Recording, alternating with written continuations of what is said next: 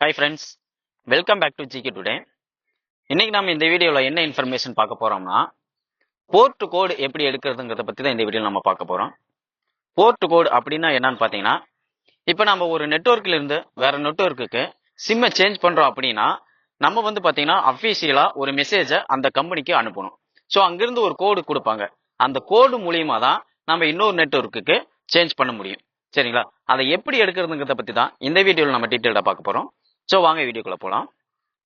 First உங்க மெசேஜை open பண்ணிக்கங்க. மெசேஜை ஓபன் பண்ணிட்டு கிரியேட் மெசேஜ்குள்ள போய்க்கிங்க. கிரியேட் மெசேஜ்ல போன உடனே கேபிட்டல் லெட்டர்ல PORT அப்படின்ட்டு டைப் பண்ணுங்க. டைப் பண்ணிட்டு ஒரு சிங்கிள் ஸ்பேஸ் விட்டு நீங்க எந்த நம்பரை போர்ட் பண்ண போறீங்களோ அந்த மொபைல் நம்பரை இங்க என்ட்ரி பண்ணுங்க. மொபைல் நம்பர் என்ட்ரி பண்ணதுக்கு அப்புறம் பாத்தீங்கன்னா 1900 அப்படிங்கிற நம்பருக்கு தான் நம்ம சென்ட் பண்ணணும். 1900. ஸோ இந்த நம்பரை டைப் பண்ணிட்டு சென்ட் கொடுங்க.